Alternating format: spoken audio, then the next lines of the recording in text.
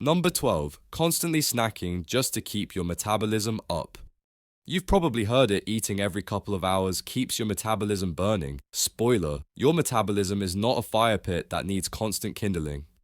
This old school diet myth has many people nibbling their way into digestive fatigue. When you snack non-stop, especially on carbs or sugary stuff, you're spiking insulin over and over, and insulin, while essential, is like a clingy roommate, too much of it, too often, and your body becomes less responsive, leading to insulin resistance, blood sugar swings, and that delightful afternoon crash that feels like someone unplugged your soul.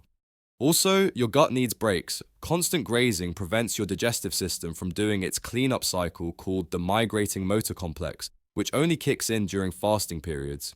Without it, you're more prone to bloating, bacterial overgrowth, and the general sensation that your stomach's hosting a weird party you weren't invited to.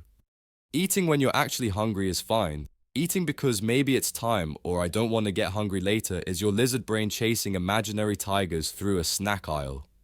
So unless you're training for an Ironman or have medical reasons to eat frequently, your metabolism is just fine without that 10 a.m. protein bar, that 11 a.m. handful of almonds, that noon smoothie, that 1 p.m. panic chip, and the 3 p.m. cookie just to focus. Give your gut a breather. It's tired of being on call like a 24/7 hotel concierge. Number 11. Holding your pee just a bit longer. You're on a road trip, there's traffic, or you're mid-meeting, or watching a movie and don't want to pause it, so you tell your bladder, just wait a little longer, buddy. Except, your bladder is not your buddy, it's a muscular diva, and holding in your pee too long can backfire dramatically. Over time, consistently ignoring your body's signals can lead to urinary retention issues, stretched out bladders, increased risk of infection, and even bladder training gone rogue, where your nerves stop recognizing when it's time to go.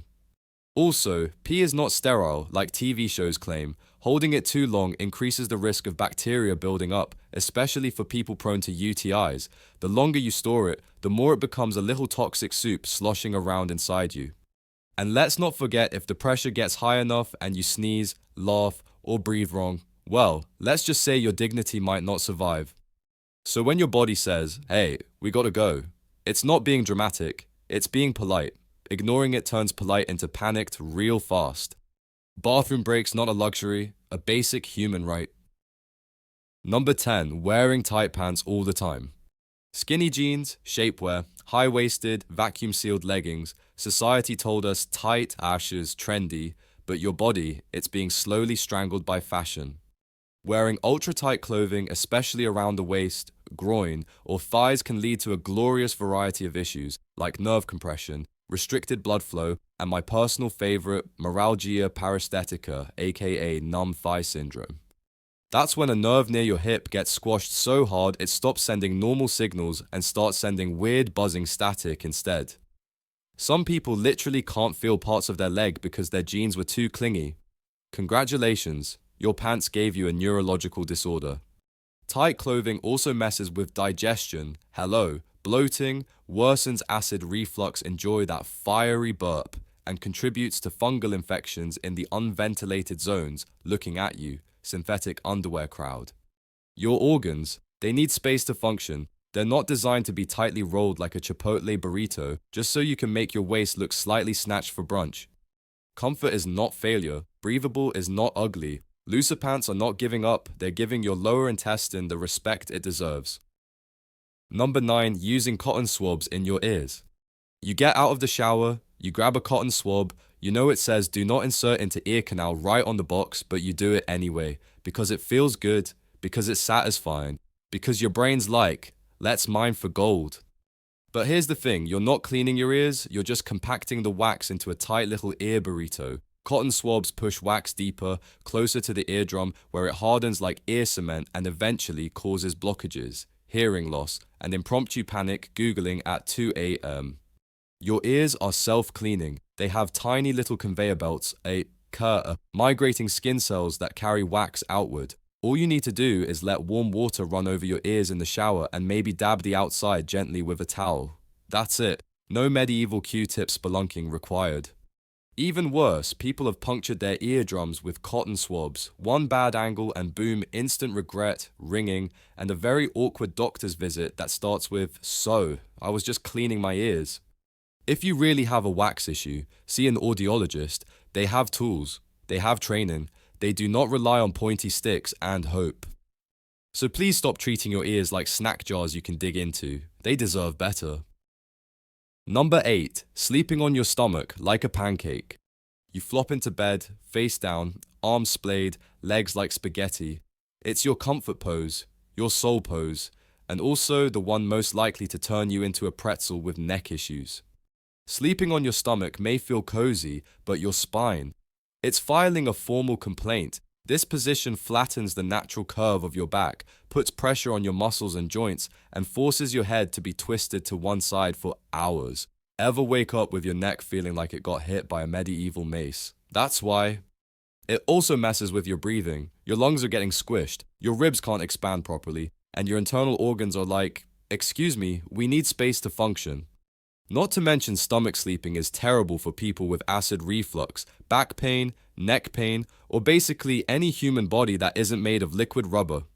Sure, changing sleep positions is hard, but your chiropractor will love you for it. Side sleeping or back sleeping with a proper pillow setup is much kinder to your spine, face, and internal dignity. Stomach sleeping might feel like a hug from the mattress, but that mattress is passive-aggressively breaking you in half. Number 7. Holding in sneezes like a hero. You're in a meeting, or on a date, or walking past someone attractive. A sneeze is building, and your dignity screams, "Hold it in," so you do. You clamp your nose, squeeze your face, and let the sneeze die a slow, shuddering death. You might feel polite, maybe even victorious, but your body is furious. Sneezes are designed to eject irritants from your nose at 100 miles per hour. That's basically your head firing a cannonball of snot and bacteria into the air. Romantic, I know. But if you stop it mid-blast, all that pressure has to go somewhere like into your throat, ears, or brain. Yes, there are real cases of people rupturing blood vessels, popping eardrums, and even fracturing parts of their throat by stifling sneezes. One unlucky guy literally tore a hole in his windpipe and had to go to the hospital from a sneeze. So if you're fighting the urge to sneeze because you think it's uncouth or gross, just remember your body is trying to launch a defense missile and you're stuffing it back into the silo, with consequences. Sneezing is your nose yelling, "Get out, let it do its job."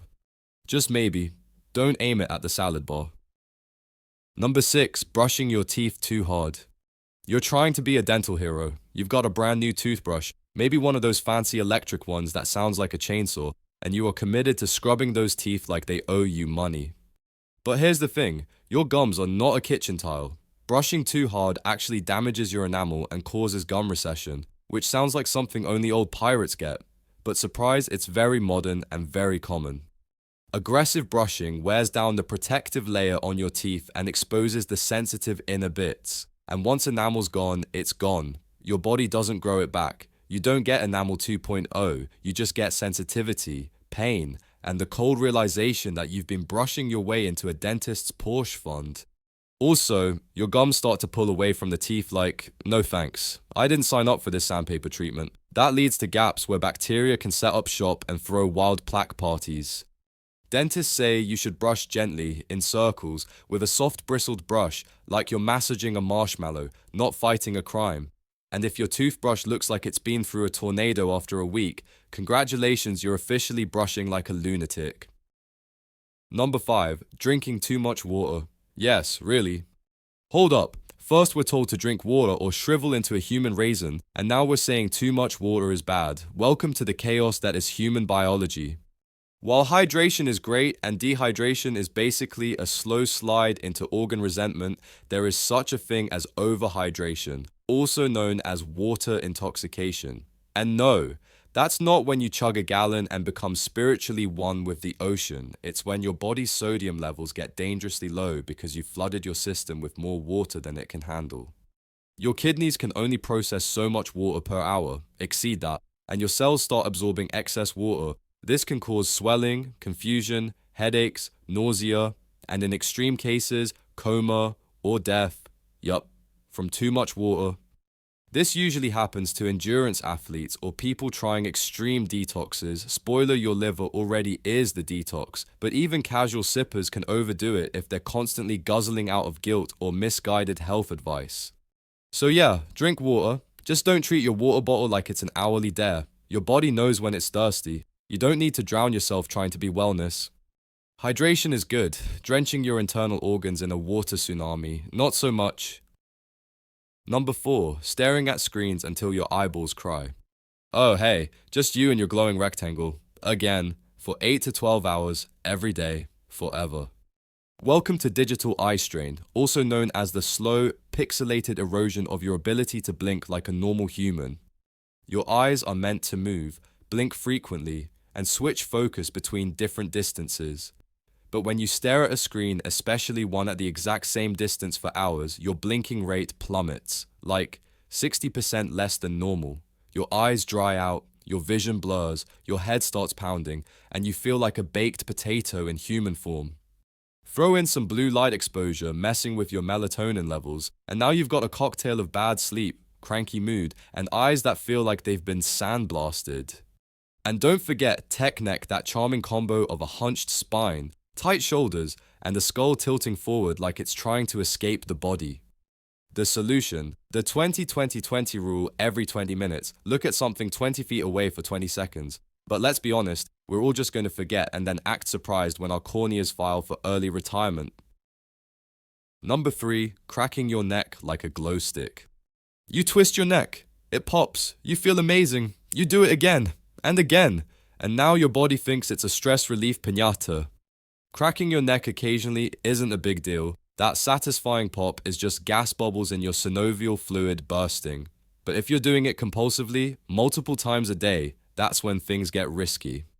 The more you crack, the more your ligaments can loosen, especially if you're aggressively twisting like you're auditioning for a horror movie. This can lead to joint instability and even increased pain over time. And in very rare cases, just to spice up your nightmares, there have been reports of people tearing arteries by cracking their neck too hard or the wrong way, like full-on emergency room, stroke-level consequences. Your spine is not a fidget toy. It's not meant to be reset like a dislocated Barbie leg every 30 minutes. If your neck is constantly stiff or sore, the answer probably isn't more DIY chiropractic therapy. Maybe try stretching, posture work, or seeing an actual professional who doesn't wear a hoodie while watching TikTok during appointments. Your head holds your brain. Let's not twist it like it's a soda cap. Number 2, mouth breathing like a chill lizard. Look, we've all been there. Allergy season hits, you've got a cold, or maybe you're just deep into a thinking too hard zone and your mouth casually takes over for your nose. But here's the problem: mouth breathing, especially when it becomes a habit, is like handing your respiratory system to the JV team. Breathing through your nose does a bunch of things your mouth simply doesn't. It filters, humidifies, and regulates the temperature of the air. Your nose is basically an HVAC system. Your mouth, it's an open garage door. Chronic mouth breathing can cause dry mouth, bad breath, poor sleep, fatigue, and even facial structure changes over time. That's right, your skull literally adapts to your breathing habits like some passive-aggressive sculptor. Also, during sleep, mouth breathing increases the likelihood of snoring, sleep apnea, and waking up feeling like you've been licking sandpaper dipped in regret. And the kicker: most people don't realize they're doing it. Your body just slips into mouth breather mode like it's hitting snooze on nose functionality. So maybe give your nose a little more credit. It's not just there to support your sunglasses, it's trying to save your airway from being dry and dumb. Number 1, sitting like it's a lifestyle. You sit to work, you sit to eat, you sit to relax, you sit to recover from sitting. Congratulations, you're living the chair-bound fantasy your spine hates with the fire of 1,000 herniated discs. Sitting for long periods might feel harmless, but evolution designed your body for running, squatting, climbing trees, and being chased by predators, not for 8-hour Zoom calls with a posture that looks like a shrimp giving up. When you sit too much, your hip flexors tighten, your glutes forget they exist, your back curves into a question mark, and your circulation slows down to sloth on NyQuil levels. And let's not even get started on the increased risk of heart disease, diabetes, and that strange crackling noise your knees now make. Even worse, your body starts to adapt to this sedentary life. your muscles weaken, your core shuts off, and your brain goes, cool, let's just be a flesh cactus now. Yes, exercise helps, but if your daily workout is followed by a Netflix binge where you turn into a furniture accessory, your body's still filing complaints. Bottom line, sitting isn't evil, but doing it constantly is like slowly turning yourself into a very tired statue. That's all for today. I'll be making similar videos in the future. Subscribe to see them.